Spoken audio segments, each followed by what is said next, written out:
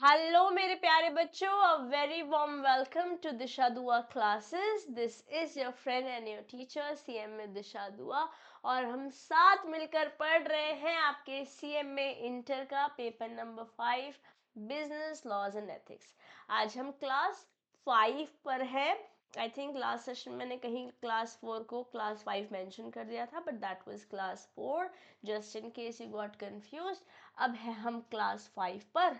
फटाफट से like subscribe कर दीजिए ताकि आप कोई सेशन मिस नहीं करें और आपकी अटेंडेंस भी मार्क हो जाए। ओके, तो लास्ट सेशन में हमने बातचीत खत्म करी थी आपकी अनड्यू इन्फ्लुएंस पे, है ना। अनड्यू इन्फ्लुएंस में कहाँ पूरी डिटेलिंग्स में क्या बोला गया था उन सबको हमने पढ़ा था। एक बार क्विक सा रिकैप लेते हैं थ्रू हैंड रिटन नोट्स। बात करी थी हमने, शुरुआत करी थी लास्ट सेशन में, parties competent to enter into a contract. Yes, section 11 में इसके बारे में बातचीत कर रखी है कि कौन कौन सी पार्टीज कंपीटेंट है to enter into a contract. अगर आप एज ऑफ मेजॉरिटी है आपकी, कहने का मतलब ये है कि आप 18 वर्ष से ऊपर है एज पर majority act, Indian majority act 1875। और अगर आप गार्जियन एंड वार्ड एक्ट के बारे में बात करते हैं, सेक्शन एक्ट 1890, वहां पर 21 ईयर्स पे आप मेजॉरिटी अटेन करते हैं। साउंड माइंड मतलब आप एक रैशनल डिसीजन लेने की काबिल हैं और समझ पा रहे हैं, then you are of sound mind. अगर कोई बंदा ऐसा है जो ओकेजनली तो साउंड माइंड का रहता है बट इन जनरल वो अनसाउंड माइंड का रहता है, तो जब वो साउंड माइंड का है तब वो कॉन्ट्रैक्ट में एंटर कर सकता है।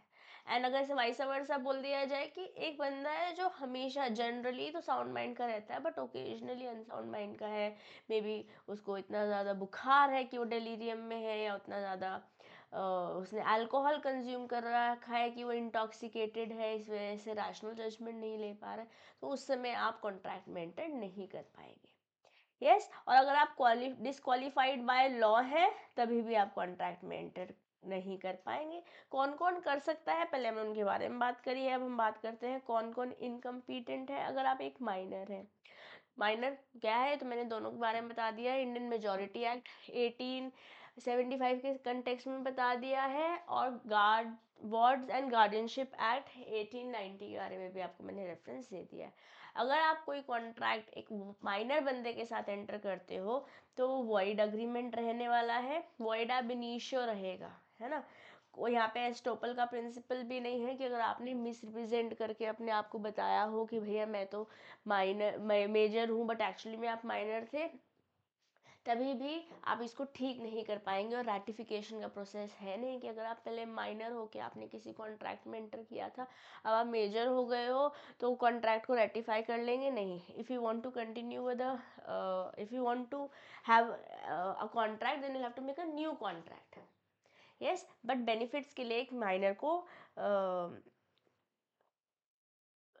बेनिफिट्स के लिए एक माइनर के साथ कॉन्ट्रैक्ट दिया जा सकता है, benefits through a contract provide करे जा सकते हैं, that will be a better way to state.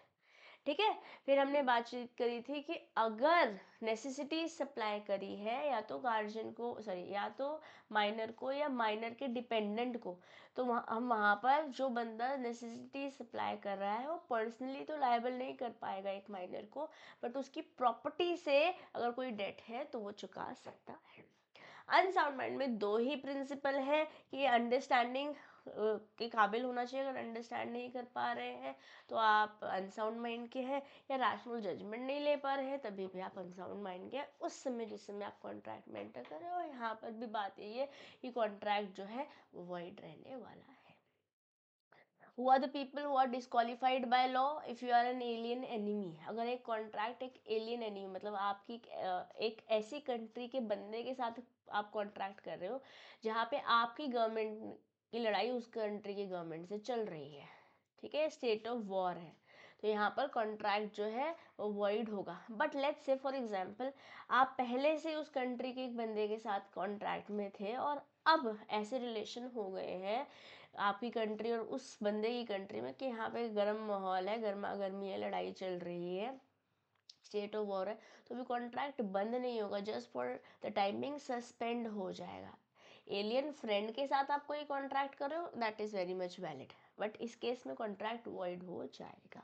Foreign सॉवरेंस या एम्बेसडर्स के पास कुछ प्रिविलेजेस होती है, इसलिए आप उनके साथ भी कॉन्ट्रैक्ट में एंटर नहीं कर सकते। अगर कोई कॉन्विक्ट है, मतलब ऑलरेडी मुजरिम करार कर दिया गया है by our court of law, तो आप कॉन्विक्ट है बोले तो इम्प्रिजनमेंट में है, तो आप कॉन्ट्रैक्ट में एंटर नहीं कर पाएंगे।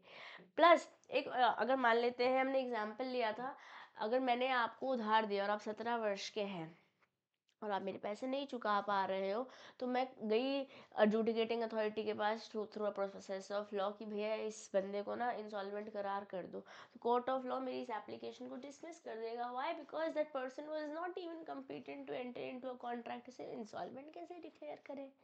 ठीक है। और कंपनीज वैसे तो कॉन्ट्रैक्ट में एंटर कर सकती हैं, बट अगर मेमोरेंडम ऑफ एसोसिएशन के अगेंस्ट है कुछ बात और आप उस कॉन्ट्रैक्ट में एंटर कर रहे हो, that contract is also wide. इसके बारे में और बातचीत करेंगे जब हम कंपनीज एक्ट 2013 पढ़ेंगे, जो आपका मॉड्यूल 12 है, second last module, 40% section C, वहीं से पेपर बनने वाला है। ठीक है। तो ये रही सारी बातें आपकी कैपेसिटी टू पार्टी। यहाँ पे अनसाउंड माइंड के बारे में जो बातचीत करी गई है, वहाँ पर सेक्शन है आपका सेक्शन 12। और माइनर के केस में आप मोहरी बीबी वर्सेस धर्मोदास घोष भी अच्छे से पता होना चाहिए।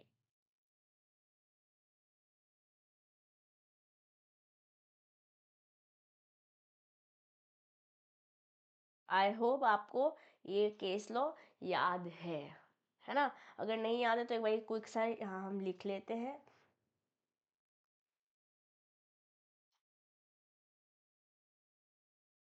Give me a moment, okay.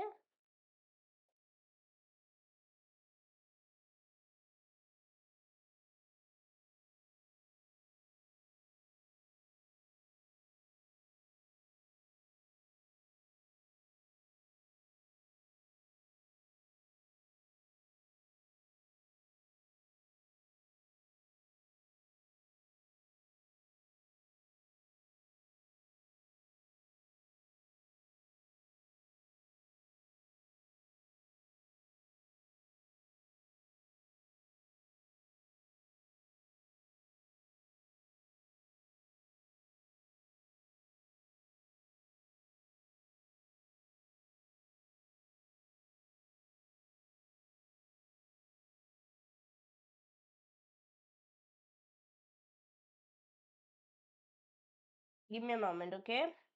Let me just quickly fix this, ताकि आप लोग जब रिवाइज कर रहे होंगे, you have everything at one place. I don't want you guys to see and refer a lot of places. जब आप revise कर रहे हैं तो सब कुछ एक जगह पे होना चाहिए, दैट्स द एजेंडा। वरना मेरा सारा मेहनत जो मैं हैंड रिटन नोट्स पे कर रही हूँ, that doesn't suffice the requirement, right? इसलिए सब कुछ एक जगह पे होना ज़रूरी है।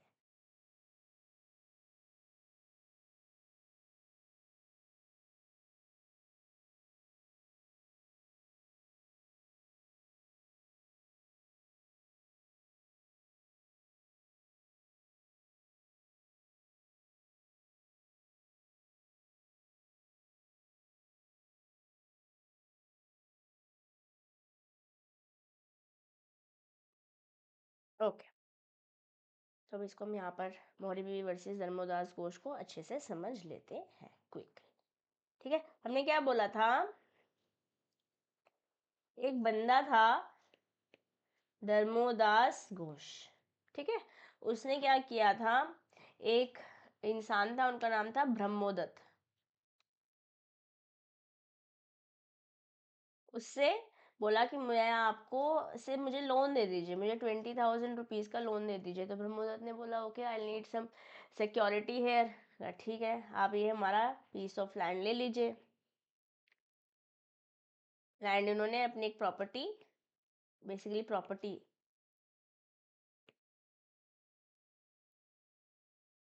एक प्रॉपर्टी मॉर्गेज कर दी धर्मोदास घोष ने ब्रह्मोदत्त के पास। ओके। अब ब्रह्मोदत्त ने मांगे तो 20,000 रुपए थे, बोला था कि मुझे 20,000 रुपीज दे दो। बट ब्रह्मदत्त ने अपने एजेंट को बोला, जिस एजेंट का नाम था केदारनाथ, उसको बोला कि धर्मोदास घोष को 10.5 के दे दो, 10,500 रुपये दे दो अभी के लिए एज अ फर्स्ट इंस्टॉलमेंट। ठीक है। अब जब जब धर्मोदास घोष की मदर को ये बात पता चली तो धर्मोदास घोष की मदर ने एक लेटर लिखा केदारनाथ को, ब्रह्मदत्त को बेसिकली, है ना, एक लेटर लिखा कि भैया जब आपने मेरे बेटे के साथ कॉन्ट्रैक्ट में एंटर किया था उस समय वो एक माइनर था, और कॉन्ट्रैक्ट जो है हम ऑनर नहीं कर पाएंगे। तो ब्रह्मदत्त और केदारनाथ ने कहा कि ऐसे कैसे, और ऐसे ना कोर्ट ऑफ लॉ में गए। कोर्ट ऑफ लॉ में जाने के बाद बोला कि ठीक है, हम आपकी प्रॉपर्टी आप ले लीजिए बट हमारे पैसे तो दीजिए। बट कोर्ट ऑफ लॉ ने बोला, कैलकाटा लोअर कोर्ट में गया था तो वहाँ कोर्ट ऑफ लॉ ने बोला नहीं, एक कॉन्ट्रैक्ट एक माइनर के साथ वॉइड एब इनिशियो होता है।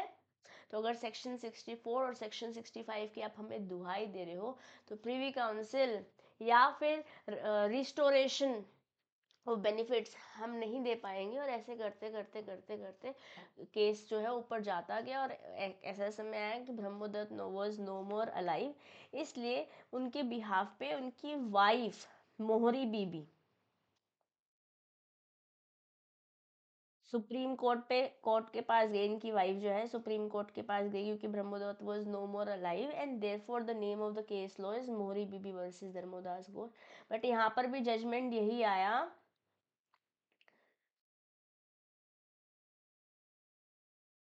एक माइनर को सामान दिया गया था, उसे रिस्टोरेशन नहीं कर पाएंगे बेनिफिट्स अगर दे दिए हैं। जैसे हम अनड्यू इन्फ्लुएंस में या फ्रॉड के केस में जब हमने बातचीत करी थी, जो भी हम रिवाइज भी करेंगे, हमने बोला था कि अगर कोई बेनिफिट्स दिए गए हैं तो वो रिस्टोर कर सकते हैं। और यहाँ पे कोर्ट ऑफ लॉ का भी डिस्क्रिप्शन रहता है जब मैं अनड्यू इन्फ्लुएंस के बारे में बात करती हूँ। बट जजमेंट सुप्रीम कोर्ट के थ्रू ये आई कि धर्मोदास घोष उस समय माइनर था and contract with minor is void ab initio। और at the very outset, at the very beginning contract void ab initio है। ठीक है जी, this was the case law. I hope it is now clear. I think मैंने last session में principal और agent बोला था। अब आपको नेम्स भी पता है, वैसे अगर नेम्स नहीं भी लिखे एग्जाम में कोई दिक्कत नहीं है क्योंकि हमारी बुक में तो दिए हुए नहीं है। ठीक है, जो जो बंदा केस करता है उसका नाम वर्सेस से पहले आता है और जिस पे केस किया जाता है उसका नाम वर्सेस के बाद आता है। जिसका नाम मतलब जो केस करता है उसे हम प्लेंटिफ बोलते हैं, जिस पे केस किया जाता है उसे हम डिफेंडेंट बोलते हैं। आई होप यहाँ पे हमारी ऑडियो वीडियो में कोई दिक्कत नहीं है। Yes, all is going fine. चलिए अब चलते हैं कंसेंट की ओर। कंसेंट और अनड्यू इन्फ्लुएंस दोनों बातें पढ़ी थी हमने apart from competency to contract. ठीक है, हम ऑफर, एक्सेप्टेंस, प्रॉमिस, कंसिडरेशन पढ़ कर आए हैं। ठीक है, उसके बाद हमने पढ़ा कि अग्रीमेंट क्या होता है। ठीक है, contract, wide agreement, voidable contract बातचीत करी। बट एक कॉन्ट्रैक्ट को वैलिड कॉन्ट्रैक्ट होने के लिए जो बातें ज़रूरी हैं उसमें कंसिडरेशन हम पढ़ चुके हैं। अभी अभी हमने फ्री कंसेंट पढ़ना शुरू करने वाले हैं, बट उससे पहले हमने अभी पार्टीज कंपीटेंट टू कॉन्ट्रैक्ट भी पढ़ा है। लीगैलिटी ऑफ ऑब्जेक्ट भी हम पढ़ चुके हैं सेक्शन 23 में। यस, अब सेक्शन 13 पढ़ने वाले हैं। सेक्शन आई होप आप अपने नोट्स में लिखते चले जा रहे हैं। कंसेंट सेक्शन 13 में बता रखा है। कंसेंट बोले तो जब अग्रीमेंट दो या दो से ज़्यादा पार्टीज मिलकर एंटर कर रही हैं, सेम थिंग सेम टाइम पे सेम सेंस पे सोच रही हैं, तो ये कॉन्ट्रैक्ट जो है कंसेंट यहाँ पर हम मान लेंगे। कंसेंट को फ्री होना पड़ेगा। तो सेक्शन 14 बोलता है कि कब कंसेंट फ्री नहीं है। अगर कंसेंट जो है क्वर्जन से आई है, अनड्यू इन्फ्लुएंस से आई है, फ्रॉड से आई है, मिसरिप्रेजेंटेशन से आई है या मिस्टेक से आई है, तो इन सब पॉइंटर्स के अंतर्गत यहाँ पर इफेक्ट ये हो जाता है, eight the option of one party contract को वॉइड कराया जा सकता है। अगर कंसेंट नहीं है तो हम बोलेंगे कॉन्ट्रैक्ट ही नहीं है, क्योंकि सेम सेंस में अग्री ही नहीं हुआ था। Consensus ad idem is the legal maxim that we use for free consent. ठीक है। फ्री कंसेंट सेक्शन 14 में बोल रहे हैं कंसेंट फ्री नहीं है अगर if it is caused by coercion section 15, undue influence section 16, fraud section 17, misrepresentation section 18, mistake section 20, 21 and 22. Question बोले तो जब थ्रेटन कर रहे हो, कुछ अनलॉफुल एक्ट कर रहे हो under IPC Indian penal code और उसके अंतर्गत आप कॉन्ट्रैक्ट में एग्रीमेंट में एंटर कर रहे हो तो कॉन्ट्रैक्ट वॉइडेबल हो जाएगा एज पर section 19 of Indian contract act.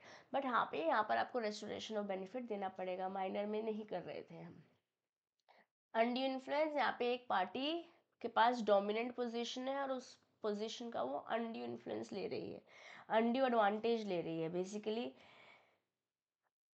Abuse कर रही है ना। तो वहाँ पे दो बातें हुई है, एक तो आपके पास डोमिनेंट पोजीशन है, एक तो आपके पास डोमिनेंट पोजीशन है, दूसरा आप उसको अब्यूज कर रहे हो। कहने का मतलब है अनफेयर एडवांटेज ले रहे हो उस पोजीशन का, तो आप अनड्यू इन्फ्लुएंस को अपनाते हुए कॉन्ट्रैक्ट में एंटर कर रहे हो, जिस वजह से ये कॉन्ट्रैक्ट भी वॉइड एबल हो जाएगा। कुछ रिलेशनशिप्स हमने प्रिज्यूम कर रखी है कि यहाँ पर अनड्यू इन्फ्लुएंस हो ही सकता है, जैसे डॉक्टर पेशेंट या कोई religious Guru and the disciple है, पेरेंट चाइल्ड है। और यहाँ पे बर्डन ऑफ प्रूफ किसके पास होता है? बर्डन ऑफ प्रूफ रहता है on the dominant party, burden of proof रहता है on the dominant party for fairness of the contract. ठीक है, ये बातें हम लास्ट सेशन में पढ़कर आए हैं। बस अब हम आगे बढ़ेंगे और आज का सेशन कंटिन्यू करेंगे। फ्रॉड पढ़ेंगे, मिसरिप्रेजेंटेशन पढ़ेंगे और मिस्टेक पढ़ेंगे। इससे सेक्शन 13 से लेके सेक्शन 22 तक will be all sorted. Okay, let's get going with today's session. चलिए फ्रॉड के साथ चालू करेंगे। यहाँ पे हम कपिल शर्मा का एग्जाम्पल ले रहे हैं। कपिल शर्मा किस किस को पसंद है? देखते हैं आप, जब मैं छोटी थी तब देखते थे, अभी तो बस एग्जाम्पल्स हैं। ओके चलो, आप सेक्शन 17 फ्रॉड के बारे में बात करता है। फ्रॉड क्या है? यहाँ पर हम एक फॉल्स फैक्ट सजेस्ट कर रहे हैं। मतलब मान लेते हैं फॉर एग्जाम्पल कपिल ने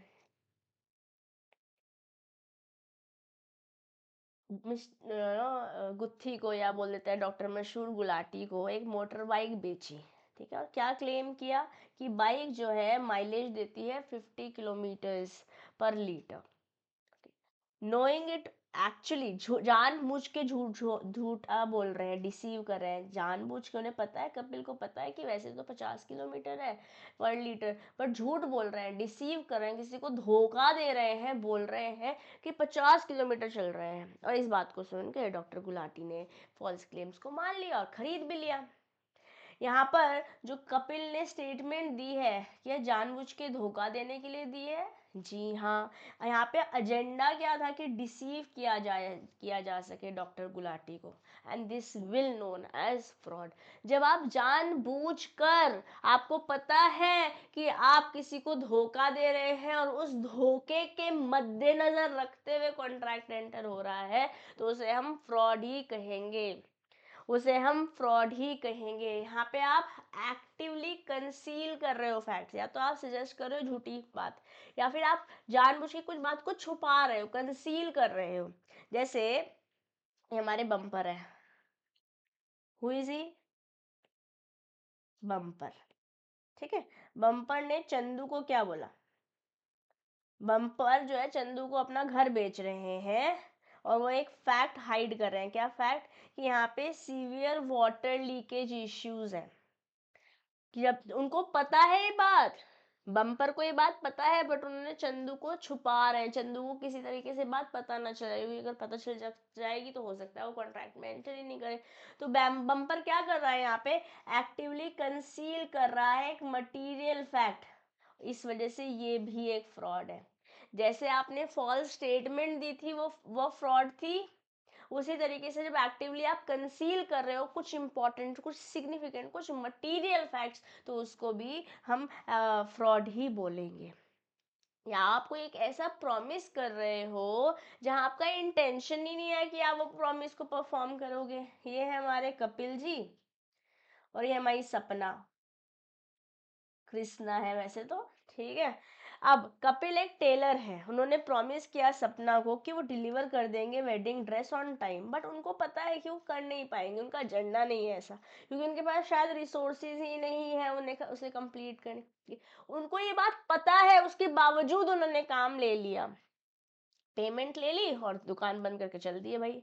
यहाँ पर जो कपिल ने प्रॉमिस किया है, वहां पर क्या एजेंडा था कि वो जो प्रॉमिस कर रहे हैं उसे निभाएंगे, जो वादा कर रहे हैं उन्हें पता है कि वो निभा नहीं पाएंगे या निभाएंगे ही नहीं, what ever it is, in both of the scenarios यहाँ पर फिर से कपिल जो है फ्रॉड ही कर रही है।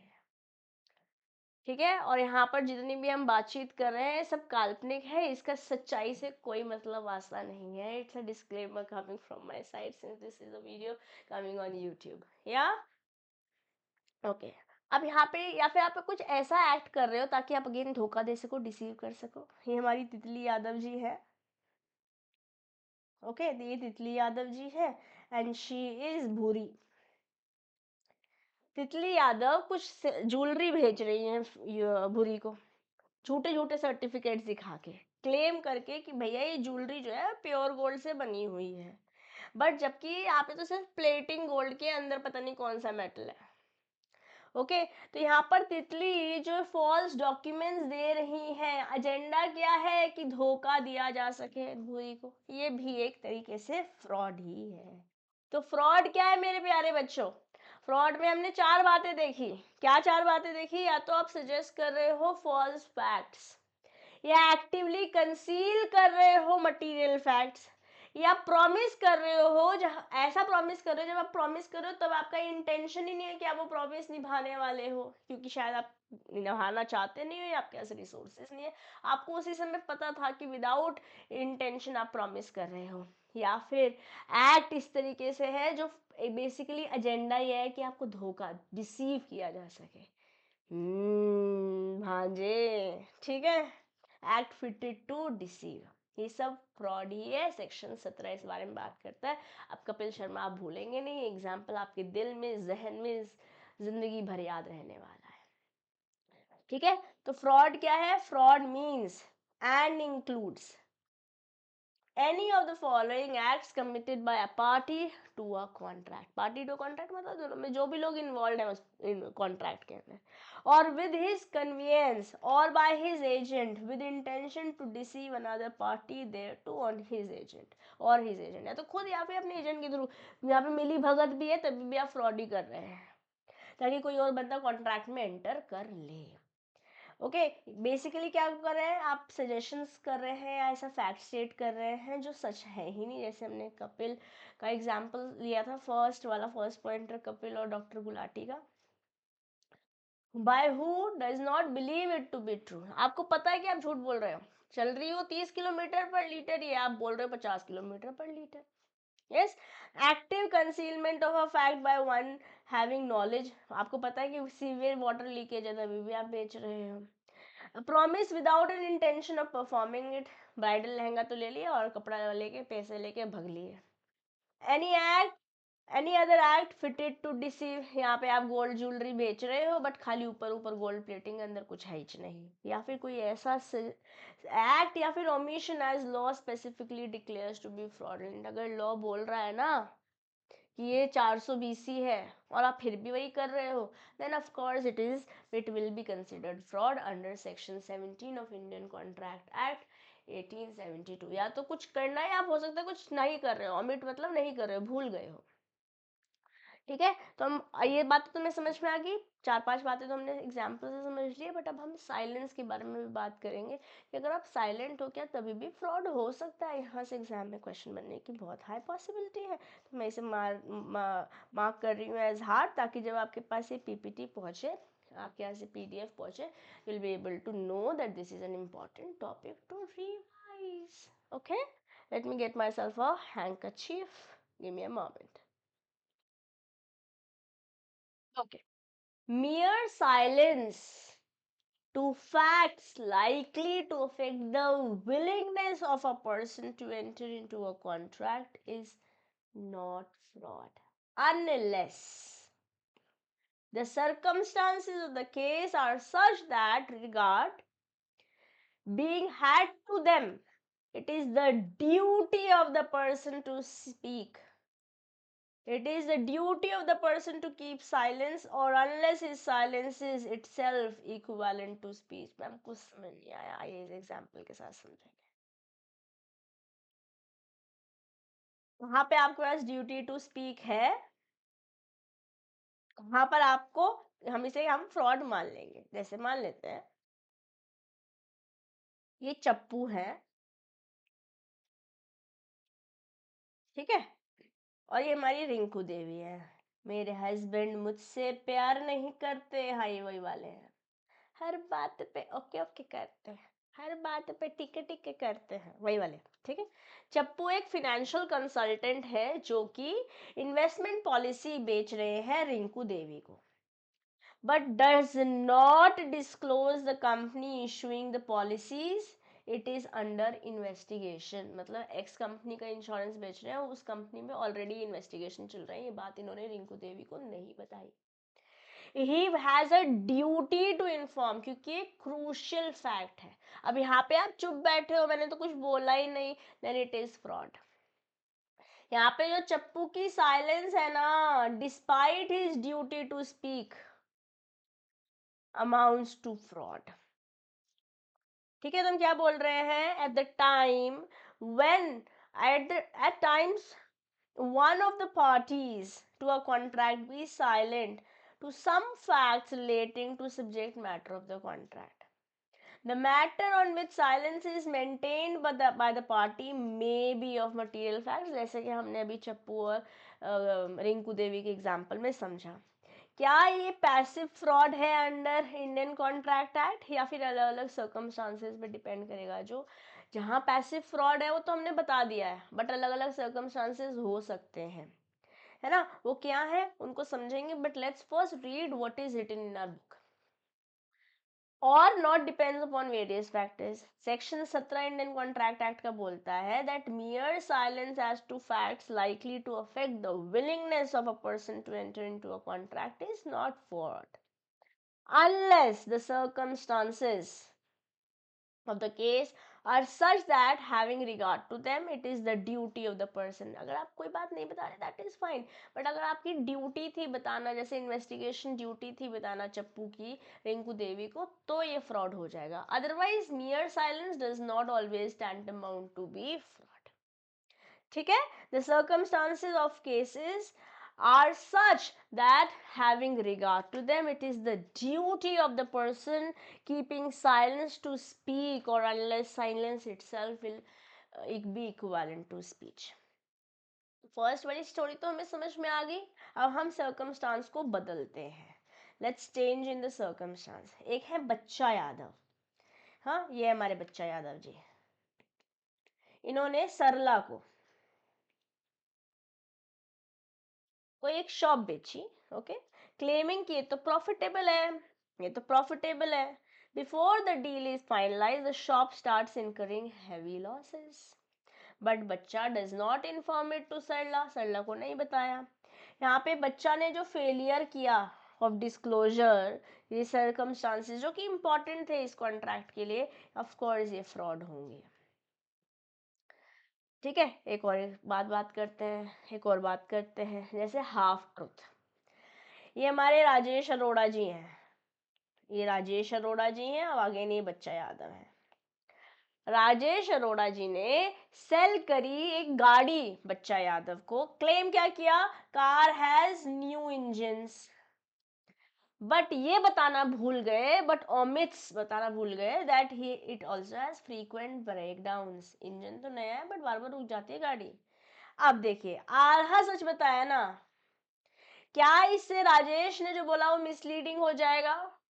डिसीव तो कर ही रहे हो ना, तो भैया ये फ्रॉड ही है.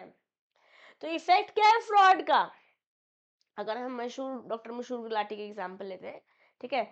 आफ्टर डिस्कवरिंग की फ्रॉडलेंट क्लेम्स थे, इफ डॉक्टर मशहूर गुलाटी आफ्टर डिस्कवरिंग कि भैया झूठी बातें बताई थी, chooses to void the bike purchase, he can demand refund.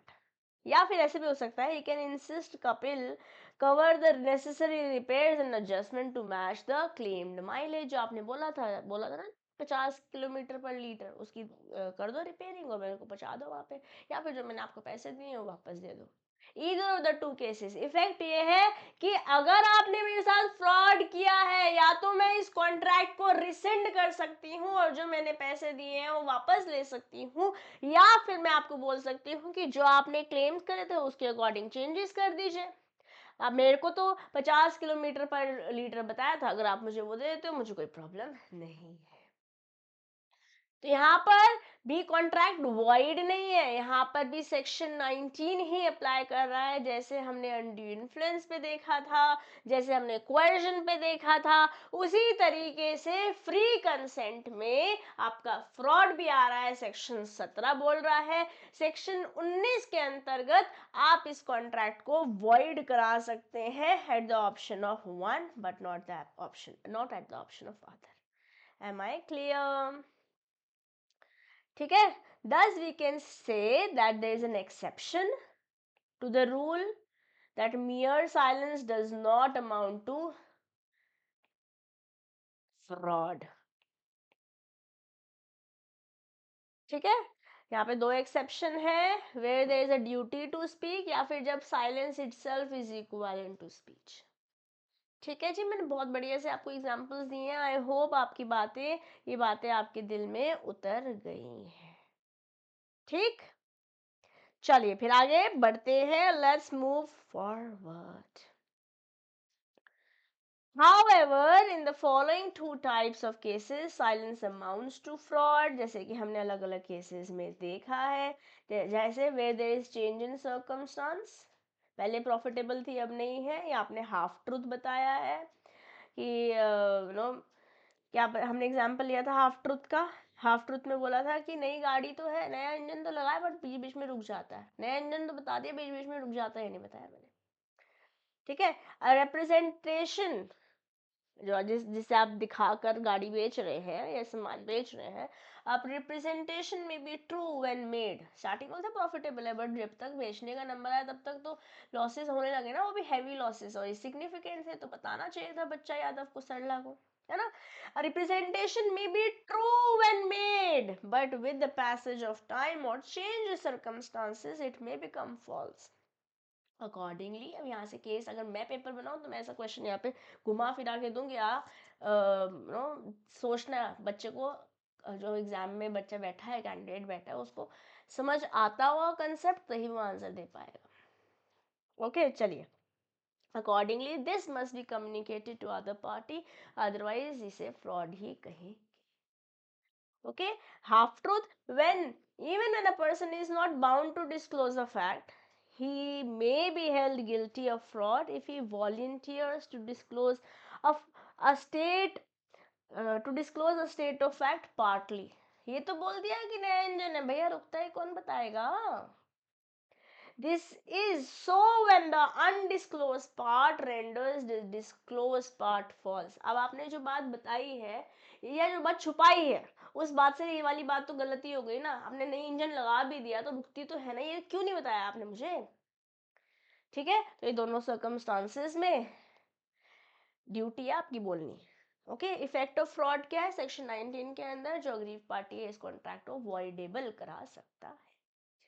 When the consent to an agreement is caused by coercion, fraud, misrepresentation, the agreement is voidable at the option of parties whose consent was so caused. Okay?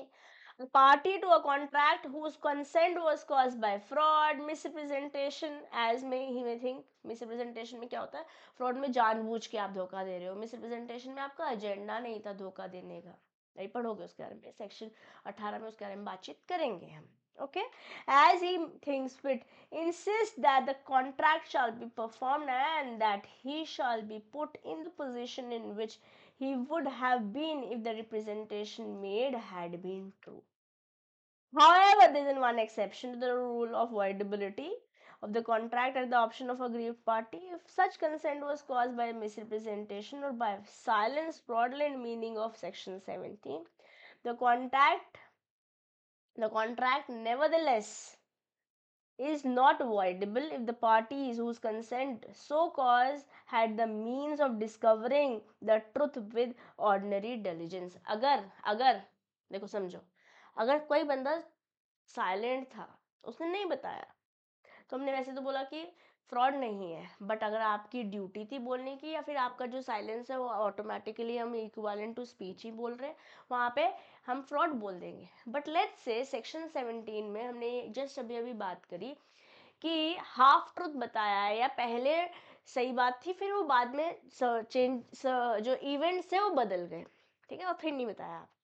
But यहाँ पर अगर जो अग्रवीट party जिस जो बोल रहे हैं कि मेरे साथ झूठ धोखा हुआ है, फ्रॉड हुआ है, और फिर मेरे से कॉन्ट्रैक्ट में एंटर करा लिया, अगर आपके पास मीन्स थे कि आपको पता लगाया जा सकता था, एक normal prudence, normal due diligence के थ्रू पता लगाया जा सकता था कि हाँ भैया यहाँ पे दाल में कुछ काला है, और आपने वो नहीं किया था, तो यहाँ पे आप वॉइडेबल पोजीशन में नहीं हो, मतलब आप कॉन्ट्रैक्ट को वॉइड नहीं करा पाओगे। This is what is written in here. ठीक है, ऐसे मिसरिप्रेजेंटेशन में भी होगा, अभी पढ़ाऊंगी मिसरिप्रेजेंटेशन थोड़ी देर में, उसमें भी ऐसे ही होगा। ठीक है, आइए, मिसरिप्रेजेंटेशन आ ही गया, but I hope fraud is all चमको चमको इन योर हेड। चमक गया ना? चमका फ्रॉड की नहीं? Section 17। Okay, let's talk about misrepresentation section 18। हम बात कर रहे हैं कौन सा सीरीज खोल लिया अभी अभी इन नेटफ्लिक्स में, रिसेंट टाइम पे आया है, मिसमैच्ड। ओके, सबसे पहले बात करते हैं मिसरिप्रेजेंटेशन में हो क्या रहा है। यहाँ पे आप एक अनवारंटेड स्टेटमेंट दे रहे हैं, जैसे मान लेते हैं ये हमारे ऋषि हैं, ओके, एंड ये हमारी सलीना है।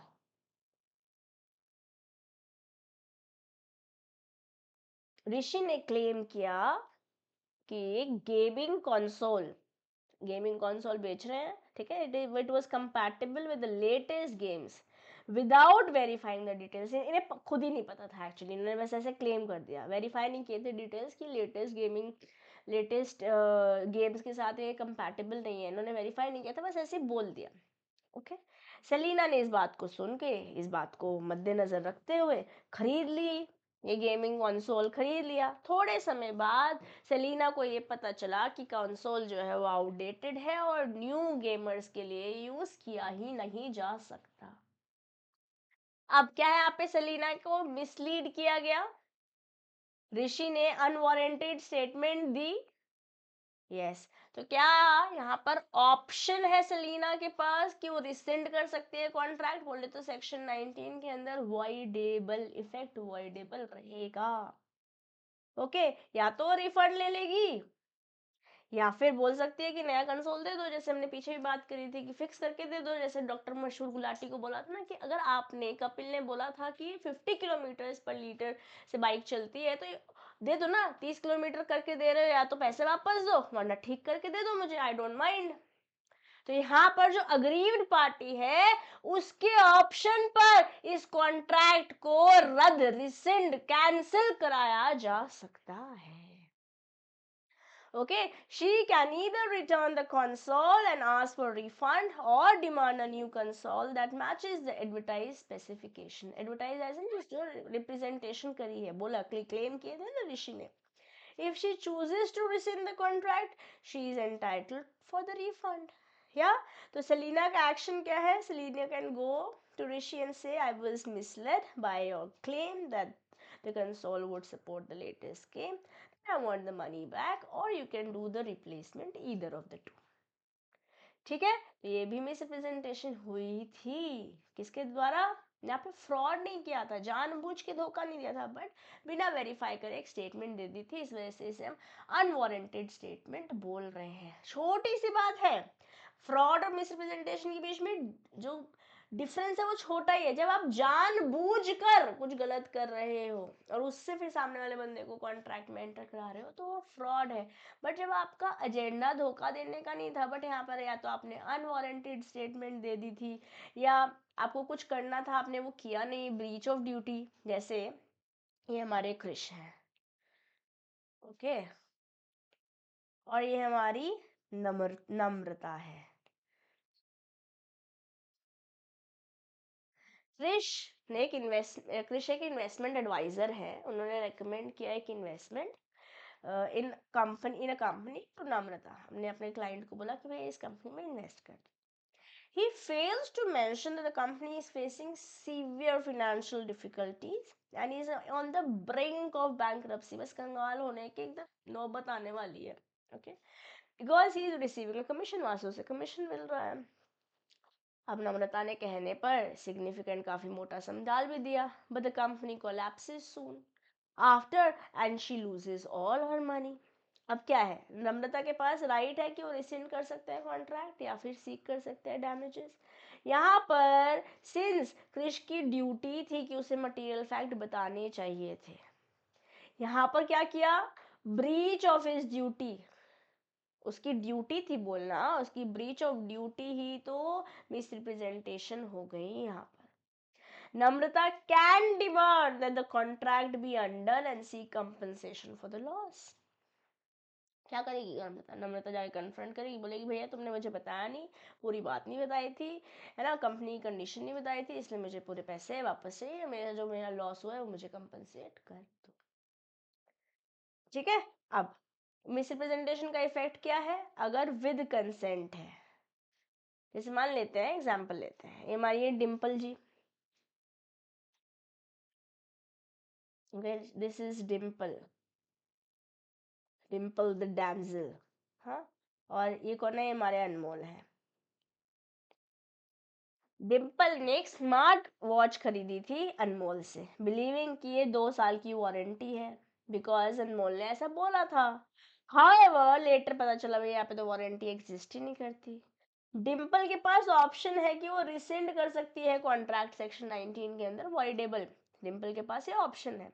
She can choose to return the smart watch and get a refund, या फिर बोल सकते हैं रिप्लेस कर दे यार। Since Anmol had made a false claim about the warranty, Dimple consent was induced by misrepresentation. Unwarranted statement बोली ना यहाँ पर।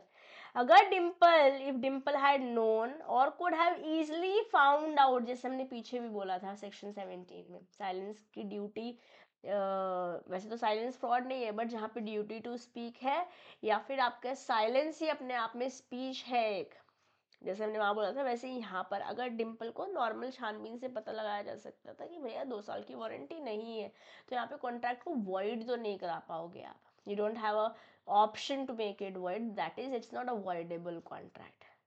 okay, if Dimple had known or could have easily found out the truth, for example by checking the terms online or asking Anmol for documentation, she may not have the right to rescind the contract. However, में शाल नहीं है, में मतलब हो सकता है, शाल में तो होगा ही। ठीक है, लॉ में छोटी छोटी बातें, छोटे छोटे वर्ड्स, ग्रामर, कॉमा सब इंपॉर्टेंट होते हैं।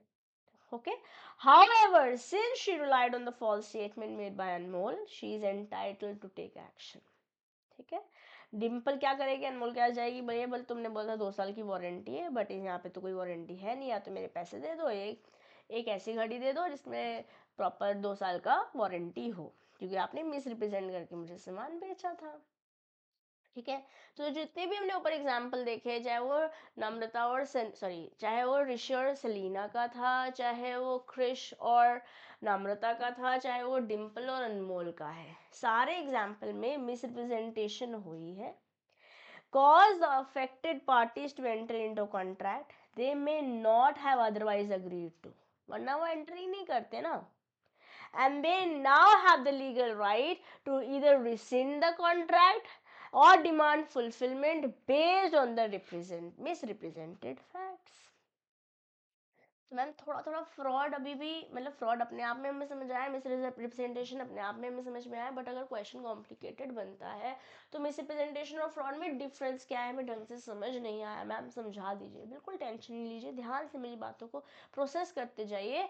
मैं जब नेक्स्ट टॉपिक पे जाऊंगी, बोले तो मिस्टेक पे जाऊंगी, उससे पहले आपको मिस्टेक और उससे पहले आपको फ्रॉड और मिसरिप्रेजेंटेशन में डिफरेंस क्या है एकदम चमक जाएगा। ठीक है, बस ध्यान से मुझे सुनते चले जाना। ओके, चलिए सेक्शन 18 क्या बोल रहा है, a statement of fact which one party makes in course of negotiation with a view to induce, यहाँ पे आप अनवारंटेड स्टेटमेंट दे रहे हो ना, जैसे कि ऋषि ने दी थी सलीना को। आप जब नेगोशिएशंस कर रहे हो उस समय आप क्योंकि सामने वाले बंदे को कॉन्ट्रैक्ट में एंटर कराना चाहते हो, इस वजह से आपने कुछ बोल दिया, चाहे उसमें आपने वो फैक्ट्स वेरीफाई भी नहीं करे थे, तो मिस रिप्रेजेंटेशन ही तो कर रहे हो। Yes, induce the other party to enter into a contract is known as misrepresentation. It must relate to some facts which is material to the contract. Okay, material अगर ये contract वैसे भी आप enter ही करते, अगर मैं नहीं भी बोलती तो वैसे भी आप एंटर ही करते, तभी तो ये misrepresentation नहीं होगा. It has to be material, it has to be important for somebody else to enter into the contract for the statement that you have said. जो आपने बोला है उस वजह से कॉन्ट्रैक्ट में बंदा एंटर किया है, इसलिए ये मिसरिप्रेजेंटेशन होगी. ठीक है. It may be express bye a word spoken और रिटन और इम्प्लाइड फ्रॉम द एक्ट्स और द कंडक्ट, या तो आपके बिहेवियर ना जो आपने बोला है उससे हमको ऐसा लग रहा है. Okay. A representation when wrongly made इधर इनोसेंटली और अनइंटेंशनली, जब जानबूझ के कर रहे हो, देखो सिंपल बात है, आप जब जानबूझ के कुछ धोखा कर रहे हो ना तो फ्रॉड है. कोई एजेंडा नहीं था, बस बोल दिया, कुछ कर दिया अनइंटेंशनली, तो वो मिसरिप्रेजेंटेशन है. ठीक है. when it is made innocently or unintentionally it is misrepresentation, और जब आप जानबूझकर किसी को धोखा दे रहे हो ना तो वो फ्रॉड है. जब अनइंटेंशनली इनोसेंटली गलती हो गई, कुछ ऐसे ही बोल दिया, चेक नहीं किए थे फैक्ट्स, ऐसे बोल दिया था, ये 2 years की वारंटी है सामने वाले को कॉन्ट्रैक्ट में एंटर लाने के लिए, it was just not with the agenda to deceive somebody. Okay, then it is misrepresentation. Misrepresentation section 18 of Indian Contract Act 1872 में बता रखी है मिसरिप्रेजेंटेशन में क्या क्या मतलब क्या होता है और क्या क्या इंक्लूडेड होता है. Misrepresentation means and includes the positive assertion in a manner not warranted by the information of the person making it. आपने एक अनवारंटेड स्टेटमेंट बोल दी, जैसे ऋषि ने सलीना को बोलती थी. क्या बोला था ऋषि ने सलीना को कि गेमिंग कंसोल जो है एकदम बढ़िया नए गेम्स के साथ अप टू डेट है. ओके, आपने फैक्ट्स यहाँ पर चेक नहीं करे थे, आपने पॉजिटिव असर्टेशन दे दी थी. Okay, of that which is not true though he believes it to be true. ऐसा उसको भी नहीं लग रहा था कि गड़बड़ होगी. इनोसेंटली कर रहे हो, जब इनोसेंटली कर रहे हो तभी मिसरिप्रेजेंटेशन. अगर इनोसेंटली की जगह आप जानबूझ के छुपा रहे थे तो फ्रॉड हो जाएगा. Yes, the positive assertion in a manner not warranted by information of the person making it, of that which is not true, though he believes it to be true. Any breach of duty with which without an intent to deceive, यहाँ पे agenda नहीं था क्रिश का deceive करने को नम्रता का, है ना, वजह से क्योंकि उसे कमीशन मिल रहा था इसलिए बोल दिया. एजेंडा ये नहीं था कि धोखा दिया जा सके, उसका कुछ बेनिफिट हो रहा था, कॉन्ट्रैक्ट में तो एंटर करा ही रहे हो ना. एजेंडा आपका ये नहीं था, बट आपने कुछ बात छुपा दी. भैया कंपनी जिसमें आप इन्वेस्ट कर रहे हो ऑलरेडी फाइनेंशियल क्राइसिस में, ये बात नहीं बताई ना. It was your duty to say but you did not say, है ना. जिसकी वजह से क्योंकि आपको कुछ एडवांटेज हो रहा था, जैसे यहाँ पे क्रिश कुछ कमीशन ले रहा था. Any breach of duty which without an intent to deceive gains an advantage the person committing it or any one claiming under him by misrepresenting another to his prejudice or the prejudice of anyone claiming under him. तो ये आप क्रिश और नम्रता वाला example process कीजिए अपने brain में. Second pointer will be sorted in your head. Unwarranted तो I hope Salina और ऋषि की बात से आपको क्लियर हो गया होगा. Yes, causing however innocently a party to agreement to make a mistake as to the substance of the thing which is subject of the agreement. Gaming console शायद मैंने इसी बात पे लिया था, या सेलिना ने इसी बात पे लिया था कि भाई कंपैटिबल है नए गेम्स के साथ, बट था नहीं ना. आपने जो जो भी करा, चाहे वो जानबूझ के नहीं किया, इनोसेंटली किया था, है तो मिसरिप्रेजेंटेशन ना. तो मेरे पास ये ऑप्शन है कि मैं इस कॉन्ट्रैक्ट को वॉइड करा सकती हूँ, बट ये कॉन्ट्रैक्ट को मैं वॉइड तब नहीं करा पाऊंगी जब मैं नॉर्मल कोर्स ऑफ एक्शन में नॉर्मल ड्यू डिलिजेंस फॉलो करके पता लगा सकती थी कि भाई सामने वाला बंदा मुझे झूठ बोल रहा है. ठीक है, फिर मैं रिसेंड नहीं करा पाऊंगी. From the above definitions of the term misrepresentation, the following two types of misrepresentations are noticed. एक है unwarranted statement, एक है duty to speak या breach of duty. Okay, when a person positively asserts or makes an absolute or explicit statement of facts that the fact is true, though he has no reliable sources to form his option, he believes it to be true, and this type is known as misrepresentation. Okay, any breach of duty which brings advantage to the person committing it by misleading the other to the prejudice is misrepresentation. नम्रता और क्रिश का example हमारे यहाँ पे brain में sorted है. अब आपको समझ में आ गया होगा फ्रॉड और मिसरिप्रेजेंटेशन के बीच में डिफरेंस क्या है. आ गया कि नहीं आ गया. यहाँ पे भी कॉन्ट्रैक्ट आप वर्ड करा सकते हो, वर्डेबल है सेक्शन 19 के अंदर. तो चाहे कंसेंट फ्री क्वेश्चन की वजह से नहीं है, या अंडी इन्फ्लुएंस की वजह से नहीं है, या फ्रॉड की वजह से नहीं है, या मिसरिप्रेजेंटेशन की वजह से नहीं है, आप वर्डेबल करा सकते हो. बट फ्रॉड में when you had a duty to speak and you did not speak for the example that we have discuss, या फिर यहाँ पर मिसरिप्रेजेंटेशन में भी, दोनों ही जगह जब आप नॉर्मल कोर्स ऑफ एक्शन से पता लगा सकते थे ये कॉन्ट्रैक्ट जो है मतलब यहाँ पर कुछ गड़बड़ है, दाल में कुछ काला है, तो आप दया दरवाजा तोड़ दो कर लेना चाहिए था. ओके और उस केस में आप कॉन्ट्रैक्ट को वॉइड नहीं करा पाएंगे, मतलब वॉइडेबल कॉन्ट्रैक्ट नहीं रह जाएगा. Okay, let's read it. As per section 19, when the consent to an agreement is caused by misrepresentation, the contract is voidable at the option of parties whose consent was so caused. Okay, a party to contract whose consent was caused by misrepresentation may, if he think fit, insist that the contract shall be performed. कि मैं ठीक करके दो, मुझे नहीं पता, या फिर rescind कर सकती है, and that he shall put in the position in which he would have been if the representation made had been true. अगर जो आप बोल रहे थे ना 2 साल की वारंटी है, दे दो मुझे 2 साल की वारंटी वाला दे दो नया खरीद के, I don't mind. ओके या फिर मेरे पैसे दे दो. Now, if such consent, exception है यहाँ पर, if such consent was caused by misrepresentation or by silence fraudulent within the meaning of section 17, पीछे वाला, the contract nevertheless is not voidable if the parties whose consent was so caused are the means for discovering the truth with ordinary diligence. Normal diligence से आपको पता लगा जा सकता था कि भैया दाल में कुछ काला है, वहाँ पे आप कॉन्ट्रैक्ट को void नहीं करा पाओगे. एक सिंपल बात है. सेक्शन 17 के नो ड्यूटी टू स्पीक वाले में मतलब साइलेंट रहा था, और मिसरिप्रेजेंटेशन में छोटी सी बात है बट इम्पॉर्टेंट बात है. लिख पाओगे इसको? ये कीवर्ड्स है, इंपॉर्टेंट है, लिखकर ज़रूर देखना है. ओके तो आज हमारा क्या होमवर्क है, आज हम बातचीत लिखेंगे. अगर 7 नंबर का क्वेश्चन बनता है फ्रॉड पे और 7 नंबर का क्वेश्चन बनता है मिसरिप्रेजेंटेशन पर, तो हम क्या क्या बातें लिखेंगे, उन पॉइंटर्स को वैसे लिखना है जैसे आप एग्जाम में लिखने वाले हो. This is your homework today. अपना रजिस्टर में proper black pen, blue pen और जो सा भी आपने कलर्ड पेन लिया है उसके साथ आप लिखेंगे, और फिर पेपर पर जब दोनों आंसर्स लिख चुके होंगे तो स्केल से फटाफट से अंडरलाइन कर देंगे important facts. And you are going to click the picture of it and share with me on disha.dua29 insta handle, or you can simply share it with me if you are not on Instagram, not comfortable to share on Instagram. Simply मुझे Telegram पर ज़रूर भेजेंगे, group पर भेजेंगे ताकि बाकी लोग भी मोटिवेट हो. लॉ बाय सीएम में Disha Dua Telegram group is what you have to join. Okay चलिए आइए कुछ और एग्जाम्पल समझते हैं, बुक में दिए हुए हैं हमारी. ठीक है, अ फ्रॉड और misrepresentation which did not cause the consent to the contract of the party or whom such fraud was practiced or to whom such misrepresentation was made does not render the contract voidable when. कब? जब आपके पास ordinary prudence है, ordinary course of diligence से आप पता लगा सकते थे कि भैया कुछ दाल में काला है. एग्जाम्पल समझते हैं. ए का एजेंडा था कि वो डिसीव करेगा बी को, जहाँ पे एजेंडा इंटेंशन ही डिसीव करना है, ऑफ कोर्स ये फ्रॉड है.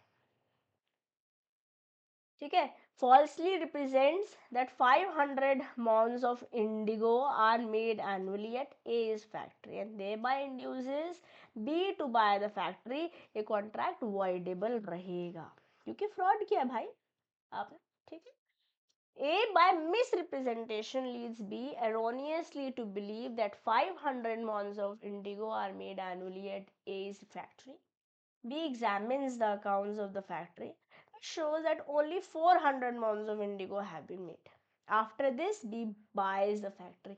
मिसरिप्रेजेंट किया था, फ्रॉड नहीं करा था. एजेंडा उसका ये नहीं था कि आपको डिसीव करे, या तो अनवारंटेड स्टेटमेंट उसे खुद ही नहीं पता था तब बोल रहा था, या फिर अपना कुछ उसका फ़ायदा हो रहा था इस वजह से कुछ बात वो छुपा रहा था आपसे, he had a no breach of duty उसने की, इधर उधर 2 केसेस में मिस रिप्रेजेंटेशन हुआ, बट आपने खुद पता लगा लिया ना, आपने ऑर्डिनरी प्रूडेंस से या ऑर्डिनरी डिलीजेंस से पता लगा लिया वो 500 बोल रहा है बट एक्चुअली में 400 है किताबें जानकर, और उसके बावजूद आप कॉन्ट्रैक्ट में एंटर करो, आप कॉन्ट्रैक्ट को अवॉइड नहीं करा पाएंगे, this is not avoidable contract anymore. yes the contract is not voidable on the account of A's misrepresentation, कि आप तो अपनी ऑलरेडी छानबीन कर चुके थे ना, तो ये इंपॉर्टेंट पॉइंटर है, हो सकता है यहाँ से एमसीक्यू आपके एग्जाम में बन जाए, important, okay, also marking at it as star। ठीक मेरे प्यारे बच्चों, चलो आओ एक और एग्जाम्पल देखेंगे। A fraudulently informs B that A's estate is free from encumbrance। झूठ बोल रहा है, अब एजेंडा ही यही है कि आपको डिसीव किया जा सके, वैसे तो इस प्रॉपर्टी में ऑलरेडी लड़ाइयाँ हैं, फ्री नहीं है ये कोई प्रॉपर्टी, ठीक है, बट बताया नहीं और अपनी प्रॉपर्टी बेच रहा है। ओके, ये बता रहा है कि इन कोई कोई लड़ाई झगड़ा नहीं, एकदम डिस्प्यूट फ्री प्रॉपर्टी है। B thereupon buys the state, इस वजह से भी प्रॉपर्टी ले ली भैया, ये स्टेट ले लिया बी ने। The estate is subject to mortgage, estate already ना गिरवी रखी हुई थी किसी और के पास, और उस गिरवी पे पैसे ले रखे थे ऑलरेडी ए ने। बी में either avoid the contract, avoidable कर सकता है, या फिर इंसिस्ट कर सकता है कि भाई मॉर्गेज का डेट खत्म करो फिर मेरे पास आनी चाहिए property, either of two is fine. ठीक है, B having discovered a vein of ore on the estate of A adopts means to conceal and does conceal, कुछ गड़बड़ है उस लैंड में, ठीक है, बट छुपा रहा है facts. The existence of ore from A, मतलब और बेसिकली और क्या है, इट्स अ मटीरियल, ठीक है। नाउ दो A's ignorance B is enabled, through A's ignorance, B is enabled to buy the estate at an undervalue. The contract is voidable at the option of A। क्योंकि भैया आपको misrepresent करके या धोखाधड़ी करके क्या हुआ, जैसे ना बी को मुझे पता चला कि आपके प्रॉपर्टी में से ना कुछ मिनरल्स मेटल्स निकलने वाले हैं, ठीक है, मैंने आपको बताया नहीं, और अगर बता देती तो महंगा बेचते आप, मैंने आपको बताया नहीं और आपकी प्रॉपर्टी ले ली। अब जब आपको ये बात पता चली आप कॉन्ट्रैक्ट को कैंसिल करना चाहते हो, it is very much avoidable, this is what is the example है, ठीक है। A is entitled to succeed to an estate of the death at the death of B dies. C, having received intelligence of B's death, prevents the intelligence from reaching A and thus induces A to sell him his interest in estate. The sale is voidable at the option of A। वैसे मतलब basically वारिस होगा ए, कि अगर B की death होगी तो ए के पास ही property आएगी, ठीक है। बी की डेथ हो गई, सी को तो पता चल गया कि बी की डेथ हो गई, बट उसने ये इन्फॉर्मेशन ए तक नहीं पहुंचने दी, और फिर ए को बोला कि चल प्रॉपर्टी बेच दे अपनी। अब यहाँ पर झूठ किया ना, धोखा किया ना, तो कॉन्ट्रैक्ट वॉइडेबल है, ठीक है। चलिए, तो अब हमने क्या क्या पढ़ लिया, हमने पढ़ लिया सेक्शन 17 के अंदर फ्रॉड, सेक्शन 18 के अंदर मिसरिप्रेजेंटेशन, 17 में हमने 5 बातें करी थी, जहाँ हमने कपिल और उसके शोकास्ट का एग्जाम्पल लेके 4 पॉइंटर समझा था, और एक बात इन जनरल समझी थी। फिर अब हमने ये बात भी समझी थी कि अगर साइलेंस हो आप, ठीक है, वैसे तो कॉन्ट्रैक्ट फ्रॉड नहीं कहलाएगा, बट कहाँ पर फ्रॉड हो जाएगा, जहाँ पे आपने हाफ ट्रूथ बताया होगा, जहाँ पे आपने हाफ ट्रूथ बताया होगा, या फिर सर्कमस्टांसेस में चेंज हुए थे और आपने वो बताए नहीं, यही बातें पड़ी है ना दोनों, चेंजेस हुए थे सर्कमस्टांसेस में बताया नहीं, और हाफ ट्रूथ, ठीक है। बट ये भी अगर आपको नॉर्मल कोर्स ऑफ डिलीजेंस से पता लगाया जा सकता था कि गड़बड़ है, तो फिर आप अवॉइड नहीं करा पाओगे, ओके। फिर आपने बातचीत करी मिसरिप्रेजेंटेशन के सेक्शन 18 में, यहाँ पे हमने अनवारंटेड स्टेटमेंट के बारे में पढ़ा, ऋषि और सलीना के एग्जाम्पल से, ब्रीच ऑफ ड्यूटी के बारे में पढ़ा क्रिश और नम्रता के एग्जाम्पल से, ठीक है, और डिम्पल और अनमोल के एग्जाम्पल से हमने ये समझा कि मिसरिप्रेजेंटेशन में अगर आपको नॉर्मल कोर्स ऑफ एक्शन से पता लगाया जा सकता था कि कॉन्ट्रैक्ट में कुछ गड़बड़ कर रहे हो, तो आप नो देन आप कॉन्ट्रैक्ट को वॉइडेबल नहीं करा पाओगे। अदरवाइज अदरवाइज आप कॉन्ट्रैक्ट को या तो रिसेट कर सकते हो, या फिर अगर जो आपने बातें कह के मुझे बेचा था वो करके दे दो। ठीक है, 2 साल की वारंटी बोली थी, वो करके नया मुझे दे दो। ठीक है, पूरी मिसरिप्रेजेंटेशन को बहुत अच्छे से समझ लिया हमने, इफेक्ट भी समझ लिया। अब कुछ एग्जांपल्स भी देखे थे, अब चल रहे हैं लास्ट पॉइंटर। लास्ट आपका सेक्शन है under consent, that is mistake, section 20, 21, 22। थोड़ा सा ध्यान से सुनेंगे, डिफिकल्ट बिल्कुल नहीं है, बट इफ्स एंड बट्स है, इसलिए कान खोल के दिल एकदम यहाँ लगाते हुए, फोन में ऐसे ऐसे रील्स नहीं देखनी है, साइड रख दीजिए phone. Your focus has to be here, very important. Okay, mistake क्या है? Is an erroneous belief about something. It has not been defined in Indian Contract Act. आप आपसे पूछेंगे, एक स्टेटमेंट दे देंगे कि मिस्टेक ना डिफाइन कर रखी है इंडियन कॉन्ट्रैक्ट एक्ट में। नहीं भाई, नहीं बता रखी, it is not defined. Very important, यहाँ से एमसीक्यू एग्जाम में पूछा जा सकता है। ये डिफाइन ही नहीं कर रखा है मिस्टेक। मिस्टेक्स रिलेटेड सेक्शन जरूर MP 21-22, बट डिफाइन नहीं किया हुआ मिस्टेक क्या है इंडियन कॉन्ट्रैक्ट एक्ट। ठीक है, मिस्टेक लॉ की भी हो सकती है, फैक्ट की भी हो सकती है। सेक्शन 21 और सेक्शन 20 फैक्ट के बारे में बात करता है, 21 लॉ के बारे में बात करता है। Mistake of law is section 21, mistake of fact is section 20। पहले हम 21 पढ़ेंगे, फिर 20 पढ़ेंगे। ठीक है, मिस्टेक ऑफ लॉ पढ़ेंगे। Ignorance of law is not an excuse. आपको पता नहीं था कि रेड लाइट पे रुकना है, इसलिए आप रेड लाइट पे नहीं रुके और आप चल दिए, तो आपके चालान नहीं कटेगा क्या? चालान तो कटेगा।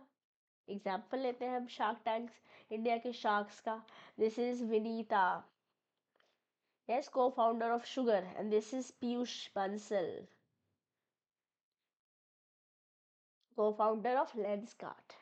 विनीता ने एंटर किया एक अग्रीमेंट में पीयूष के साथ to lease a factory. Both parties are unaware कि इंडियन कॉन्ट्रैक्ट एक्ट के हिसाब से ये अग्रीमेंट जो है वहाँ पर मैंडेटरी रजिस्ट्रेशन की ज़रूरत है। अगर 11 महीने से ज़्यादा का के लिए आप फैक्ट्री ले रहे हैं, कोई भी प्रॉपर्टी ले रहे हैं ऑन लीज, उसकी रजिस्ट्रेशन करानी पड़ती है, ऐसा लॉ बोलता है। दोनों ने साइन तो कर दिया अग्रीमेंट, बट रजिस्ट्रेशन नहीं कराया, बट लॉ तो ये बोल रहा है कि कराना चाहिए। एंड लेटर रियलाइज किया तो एनफोर्सेबल नहीं है। इफेक्ट क्या है? ये वॉइडेबल नहीं है, because ignorance of law is not an excuse. अब आपको रजिस्टर करानी पड़ेगी, इन दोनों को रजिस्टर कराना पड़ेगा। However, Vineeta and Piyush needs to register the agreement, ताकि इस कॉन्ट्रैक्ट को वैलिड किया जा सके। इसे अनएनफोर्सेबल नहीं बोल सकते कि आपको पता नहीं था कि रजिस्टर कराना है। रजिस्टर कर नहीं पता था तो दैट्स नॉट एन एक्सक्यूज, करा लीजिए, बट कॉन्ट्रैक्ट वॉइड नहीं करा पाओगे। ठीक है, ignorance of law does not void the contract but requires rectification. जैसे यहाँ पर बोल रहा है ना कि आप जाके रजिस्ट्रेशन करा लीजिए, तो रेक्टिफिकेशन कराना होगा, बट इससे कॉन्ट्रैक्ट वॉइड नहीं हो जाएगा। समझ में आया कि नहीं आया? ताकि आप लीगल स्टैंडर्ड्स मीट कर। बढ़िया एग्जाम्पल, बहुत सिंपल तरीके से आपको कहानी समझ में आई होप आ गई होगी। This was section 21, mistake of law. Okay, अब मिस्टेक ऑफ लॉ जो है अपनी कंट्री का भी हो सकता है और फॉरेन कंट्री का भी हो सकता है। अपनी कंट्री का भी हो सकता है और फॉरेन कंट्री का भी हो सकता है। पीछे चलते हैं।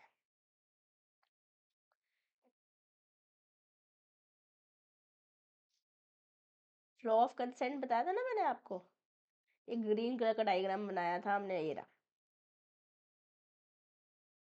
Mistake of law, mistake of law अपनी कंट्री का भी हो सकता है, फॉरेन कंट्री का भी हो सकता है। अपनी कंट्री का लॉ तो आपको पता ही होना चाहिए। क्या फॉरेन कंट्री के सारे लॉज आपको पता होंगे? This is not a valid assumption. हमें कैसे पता होगा सारी कंट्री में क्या क्या लॉ है? हम अपनी कंट्री का लॉ पढ़ रहे हैं, हमारा दिमाग उसी में बढ़ता हो रखा है, तुम दूसरी कंट्री का बता रहे हो। हाँ, चलो देखेंगे मिस्टेक ऑफ लॉ बट किसी और कंट्री। ठीक है,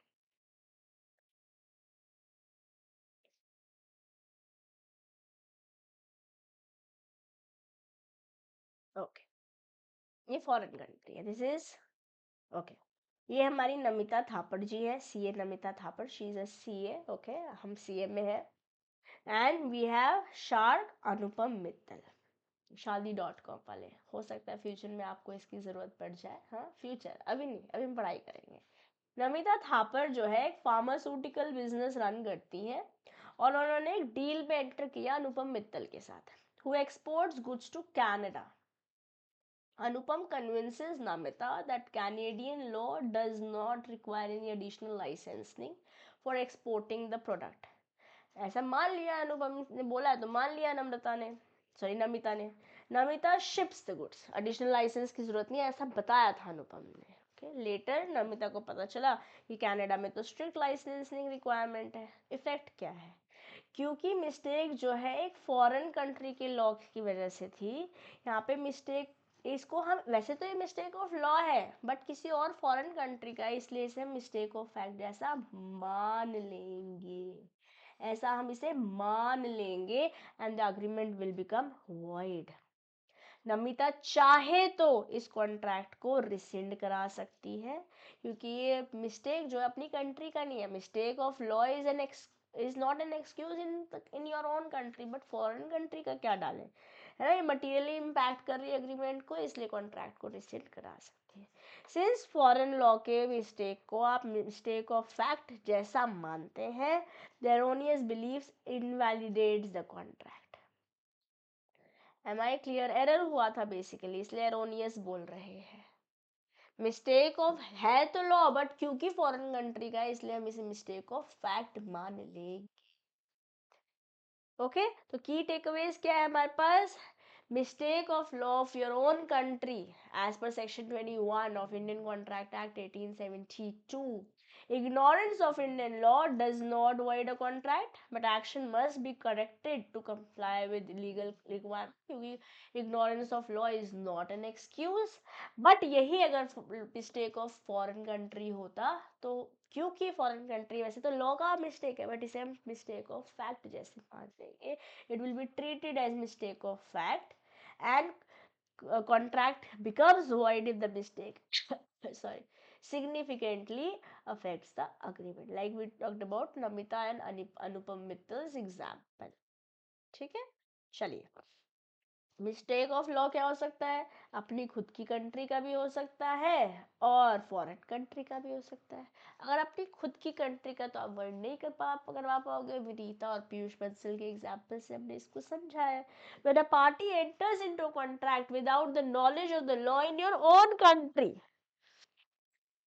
the contract is affected by such mistake but it is not void नहीं होएगा। ठीक है, a contract is not voidable because it was caused by mistake as to law force in India। the reason here is ignorance of law is not an excuse at all। ये आप इस बात की दुहाई नहीं दे पाओगे, मुझे तो पता नहीं था तो क्या। however if a party is induced to enter into contract by mistake of law, then such contract may be avoided। okay, now mistake of law foreign country, such a mistake is treated as mistake of fact and agreement in such case is void। यहाँ पे हमने अनुपम मित्तल और नमिता थापर का example लिया था। ठीक है, अब मिस्टेक लॉ ऑफ हम मिस्टेक ऑफ फैक्ट्स के बारे में बात करते हैं। ठीक है, मिस्टेक ऑफ फैक्ट्स के बारे में बात करते हैं। मिस्टेक ऑफ लॉ तो हो गया खत्म, मिस्टेक ऑफ फैक्ट्स पे चल दिए, हमारे पास सेक्शन 20। यहाँ पर दो पार्टीज की मिस्टेक भी हो सकती है, दोनों पार्टीज की, जो भी पार्टीज इन्वॉल्व है, या फिर किसी एक पार्टी की मिस्टेक भी हो सकती है। अगर दोनों ही पार्टीज की मिस्टेक है, when it is mistake of fact and is a bilateral mistake. Okay, जैसे पहले क्या करते हैं, हम मिस्टेक ऑफ फैक्ट पढ़ लेते हैं। Okay, let's take example only. Aman Gupta ने अग्री किया कि वो विनीता सिंह को एक कंसाइनमेंट भेजेगा स्मार्ट स्पीकर्स का, पोर्ट वाले हैं, है ना, believing that he has 500 units in his warehouse. Vineeta ने कहा ठीक है, अग्री कर लेते हैं, thinking that it includes smart speakers compatible with her new product line. अब ये अपनी तरफ से गलती हो रही है, इनकी अपनी तरफ से गलती हो रही है। इनको लग रहा है कि 500 यूनिट्स इनके फेयर हाउस में रखे, अमन को ऐसा लग रहा है, विनीता को ऐसा लग रहा है कि जो स्मार्ट स्पीकर्स आ रहे हैं उसके नए प्रोडक्ट लाइन के साथ कंपैटिबल हो जाएंगे। लेटर पता चला कि consignment actually consist of basic wired speakers which neither of them intended to buy or sell. Smart speakers बेचने की बात कर रहे थे अनुपम, सॉरी अमन, और ये खरीदने की बात कर रही थी कि भैया मेरे प्रोडक्ट के साथ कंपैटिबल होगा, बट पता चला कि भैया ये तो सिंपल बेसिक वाले वायर्ड स्पीकर्स हैं, स्मार्ट वाले नहीं है, तो दोनों पार्टीज है मिस्टेक में हो गई। The agreement is void, consensus idem ही नहीं हो ना, सेम थिंग सेम सेंस ही नहीं हो, पहली बात तो यहाँ पे मिस्टेक भी बायलैटरल है, दोनों ही पार्टी की मिस्टेक है about the nature of the product which is essential fact to the agreement. यहाँ पर बात थी स्मार्ट स्पीकर्स, अगर अमन के एंगल से बोलो 500 रखे हुए हैं मेरे वेयर हाउस में, ये बोल रही है कि जो नया सामान आने वाला है ना वो मेरे प्रोडक्ट के साथ कंपैटिबल होगा, बट पता चल रहा है ही नहीं स्मार्ट, ये तो सिंपल नॉर्मल वायर्ड स्पीकर्स के बारे में बातचीत करें, तो दोनों पार्टीज की भी मिस्टेक है, इसलिए इस कॉन्ट्रैक्ट को वाइड कराया जा सकता है। Okay, since both Aman and Vinita are mistaken about the subject matter, type of the speaker basically, जब भी मिस्टेक ऑफ लॉ है वो लॉ से रिलेटेड है, जब मिस्टेक ऑफ फैक्ट है वो किसी पर्टिकुलर सब्जेक्ट मैटर से रिलेटेड है। ओके, ये वर्ड है एज पर सेक्शन 20। अब यूनिलैटरल मिस्टेक समझते हैं। नमिता थापर है और पीयूष बंसल है, फार्मा की माँ है, और पीयूष बंसल है हमारे पास लेंस कार्ड वाले। नमिता ने अग्री किया कि वो एक पीस ऑफ लैंड पीयूष को बेचेंगी। While signing the contract, Piyush assumes the land includes a water source based on his personal inspection. But Namita ने तो ऐसे कुछ बातचीत करी ही नहीं थी, यहाँ पे मिस्टेक हुई है किसकी, एक बंदे की। कि आफ्टर द परचेज पीयूष को पता चला भाई यहाँ पे तो सोर्स ऑफ वाटर ही नहीं है, ये कॉन्ट्रैक्ट वॉइड नहीं होगा भाई, यहाँ पे एक ही बंदे की गलती थी, वैलिड है, क्यों, मिस्टेक यूनिलैटरल है, और किसके बारे ली गई है, जिसने सामान खरीदा है उसके द्वारा बाय हिमसेल्फ, ऐसा उसने अज्यूम किया था, नमिता ने कुछ नहीं बोला था।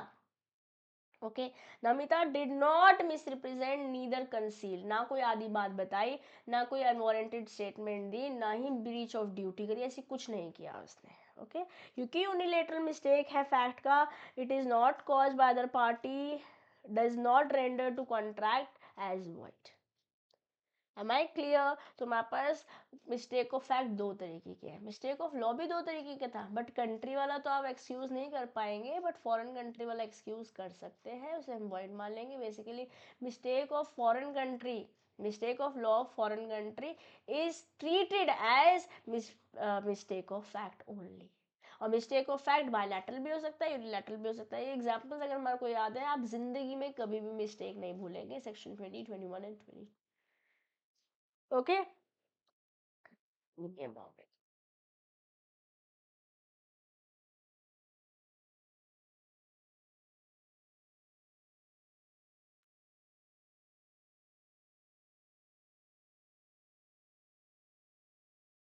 चलिए मूविंग फॉरवर्ड, मोटी मोटी बात क्या समझ में आई है Marco? The agreement is void when both the parties are mistaken about an essential fact related to the contract, जैसे हमने स्मार्ट स्पीकर्स के बारे में बात करी विनीता और अमन के एग्जाम्पल से। और अगर यूनिलैटरल मिस्टेक है तो वैलिड है if only one party is mistaken and the other party ने कोई मिसरिप्रेजेंटेशन भी नहीं की थी, कोई कंसीलमेंट ऑफ फैक्ट्स एक्सेट्रा भी नहीं किया था। Okay, so mistake of facts may be bilateral mistake or it could be unilateral mistake. Bilateral case में void कर सकते हैं, unilateral में void भी नहीं करा पाएंगे क्योंकि ना तो misrepresentation हुई है, ना ही fraud या concealment जैसी बातचीत हुई है। Where both the parties to the agreement are under mistake, तो ये हमारे पास ये bilateral हो जाएगा। Yes, as to the matter of fact essential to the agreement is void. जैसे explanation बोले तो an erroneous opinion as to the value of thing which forms the subject matter of the agreement is not to be deemed as mistake as to the matter of fact. आप opinion दे रहे हो, misrepresentation हो जाएगा कहीं ना कहीं वहाँ पे, क्योंकि आप अनवारंटेड स्टेटमेंट दे रहे हो। In order to render an agreement void due to bilateral mistake, दो conditions must है. जो mistake है वो mutual होनी चाहिए और related to the subject matter होनी चाहिए, जो कि essential है, जिसकी वजह से आप contract में enter हुए थे. बेसिकली जैसे हमने अमन और विनीता का एग्जाम्पल देखा, वहाँ पे उनको स्मार्ट स्पीकर बेचना था, इन्हें स्मार्ट स्पीकर ऐसा खरीदना था जो इनके प्रोडक्ट के साथ कंपैटिबल होने वाला है. Both the parties must understand each other and should be at cross purpose. ठीक है. Mistake must relate to matter of fact essential to the agreement. Now when I'm talking about matter of fact essential, it will depend on the promise, nature of promise that's made. जैसे यहाँ पर smart speaker के बारे में हमने बातचीत करी थी. ओके. अब अलग अलग तरीके से कौन कौन से मिस्टेक्स बायलैटरल मिस्टेक में आ जाती है. जैसे mistake as to subject matter covering following cases. कौन कौन से केसेस हैं? Mistake as to existence of subject matter. If both the parties are at mutual mistake कि स्मार्ट स्पीकर है ही, तो अग्रीमेंट वॉइड हो जाएगा. जैसे अमन ने पीयूष को एक फैक्ट्री सेल करने की बात करी, अनअवेयर की फैक्ट्री तो ऑलरेडी फायर में लास्ट हफ्ते खराब हो गई थी. ये दोनों पार्टी की मिस्टेक है. Okay. Mistake as to identity of subject matter. It usually happens when both the parties have different subject matter of the contract in their mind. ये आइटम बेचना खरीदना चाह रहा है, ये ऑल्टो बेचना चाह रहे हैं. The agreement is void to the mistake of identity of the subject matter. Namita एक पेंटिंग खरीदना चाहती है विनीता से, थिंकिंग कि ये तो रेयर मास्टरपीस है, बट विनीता तो दूसरी पेंटिंग के बारे में बातचीत कर रही थी. Okay. Mistake as to the quality of the subject matter. If the subject matter is something essentially different from the parties thought to be, तो ये भी agreement void हो जाएगा. जैसे अनुपम और अमन ने कॉन्ट्रैक्ट किया कि गोल्ड ज्वेलरी बेचने हैं, but the items turn out to be imitation gold. Gold का डुप्लीकेट है, let's say artificial. Mistake as to the quantity of the subject matter. Bilateral mistake हुई है दोनों ही पार्टीज की, तो अगेन वॉइड करा सकते हैं क्वांटिटी से रिलेटेड. जैसे पीयूष ने किया कि वो 100 लैपटॉप्स खरीदेंगे नमिता से, बट नमिता तो सिर्फ 10 ही लैपटॉप बेचना चाह रही है. Yes. Mistake as to title of the subject matter. Void है अगर बायलैटरल अगेन टाइटल. अमन जो है लैंड बेचना चाह रहे हैं विनीता को, believing he owns it, but the land belongs to Piyush. ऐसे हो सकता है क्या? भाई हो सकता है. ठीक. पेपर में अग्रीमेंट में पापा ने पीयूष के नाम दे रखा था, अमन के नाम नहीं दिया हुआ था. Mistake as to the price of subject matter. Mutual mistake as to the price of subject matter would render again the contract to be void, agreement to be void. Namita ने सेल कराए गाड़ी 10 लाख रुपए की अनुपम को, but Anupam believes the price to be 1 lakh. Again consensus है, डीडम ही नहीं हुआ. एक तरीके से beating of minds ही नहीं हुआ. सेम थिंग सेम सेंस में नहीं बात करें, मिस्टेक हो रही है बट दोनों पार्टी से हो रही है. Okay. Mistake as to the possibility of performance of contract impossible. Impossibility में भी क्या मतलब है समझते हैं. Physical impossibility. An agreement is void if identified to be non-feasible due to physical factors. या तो समय ज़्यादा लग रहा है, डिस्टेंस ज़्यादा है, हाइट ज़्यादा है. जैसे हमने ने कॉन्ट्रैक्ट किया कि एक ब्रिज बनाएंगे अक्रॉस द ओशन ओवरनाइट. रातों रात बना सकते हो क्या? यहाँ पे वीर हनुमान अति बलवाना तो हो नहीं रहा है.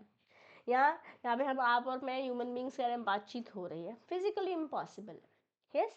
लीगली इम्पॉसिबल एक अग्रीमेंट को फिर से अवॉइड किया जा सकता है if provides that something shall be done which as a matter of law can not be done. जैसे पीयूष ने बोला विनीता से कि मैं आपको एक no I will sell you a land, but the law prohibits private ownership of that specific land कि आप प्राइवेटली तो इसे ओन ही नहीं कर सकते. Let's say for example law मना कर रहा है. अगर लॉ मना कर रहा है तभी भी it is not possible. Perform ही नहीं कर पाओगे ना, you not be able to perform. या तो फिजिकली नहीं परफॉर्म कर पा रहे हो, या आपको लॉ मना कर रहा है कि आप इसे परफॉर्म नहीं कर पाओगे. गाइस सोना नहीं है, हर जगह मैं पिक्चर्स नहीं ला सकती हूँ क्योंकि अब हम बड़े हो रहे हैं, हमें थोड़ा सा स्पीड बढ़ानी है, इसलिए सोएंगे नहीं, ध्यान से मुझे सुनेंगे. और जब लग रहा है कि मैम नींद आ रही है, पानी का ग्लास उठाएंगे. ठीक है. चलो कुछ एग्जाम्पल समझते हैं, ध्यान से सुनो मेरे साथ. Example. A agrees to sell to be a specific cargo of goods supposed to be on its way from England to Bombay. It turns out that before the day of the bargain, the ship conveying the cargo had been cast away and the goods lost. Neither party was aware of the fact and therefore the agreement is void. एक ship से सामान आना था, आपको लगा था ship से सामान आएगा, दोनों पार्टीज को लग रहा था शिप से सामान आएगा, बट वो शिप एक दिन पहले ही गायब हो चुकी है. दोनों पार्टीज यह मिस्टेक है and it is mistake of fact and it is bilateral and therefore the contract becomes void. ठीक. A agrees to buy from B a certain house. It turns out the house was dead at the time of beginning. Sorry, house नहीं, horse. Sorry. है, horse की death ही हो चुकी थी. दो neither party was aware of it, दोनों party से गलती हो गई है ना, इसलिए अगेन कॉन्ट्रैक्ट वाइड है. ए बीइंग, और ये तो वाइड कॉन्ट्रैक्ट ही है इन जनरल भी. अगर आपको फाउंडेशन भी याद है तो आग लग चुकी थी चाय की टपरी पे, शाहरुख खान को जॉब मिल नहीं सकती थी. ठीक है ना. A being entitled to an estate for the life of B agrees to sell it to C. B was dead at the time of agreement, but both the parties ignorant of the fact. Again, the agreement is void. दोनों parties की mistake है, contract void होगा. Unilateral mistake as to fact, section 22 बात करता है. 21 किसके बारे में बात कर रहा है, लॉ के बारे में. 20 किसके बारे में बात कर रहा है, मिस्टेक ऑफ फैक्ट के बारे में. बट जब ये mistake of fact unilateral mistake है तो सेक्शन 22 इसके बारे में बात करता है. और यूनिलैटरल मिस्टेक से कॉन्ट्रैक्ट वॉइड नहीं होता है अगर वहां मिसरिप्रेजेंटेशन, कोएर्जन या फ्रॉड जैसी कोई बातचीत नहीं हो रही. Okay.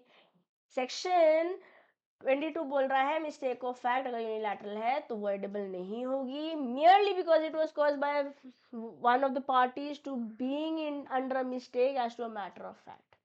A unilateral mistake is not allowed as a defense in avoiding a contract unless brought about by another party's fraud or misrepresentation. ठीक है.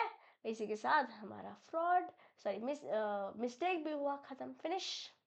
अगर मैं ये आपको चार्ट दिखाती हूँ, let me just quickly show you the flow of consent. ये हमारी बुक में दिया हुआ है. This is given to us in our book, given to us by our institute. ठीक है. लास्ट सेशन में मैंने चालू किया था आपके साथ. Let me quickly show it to you here.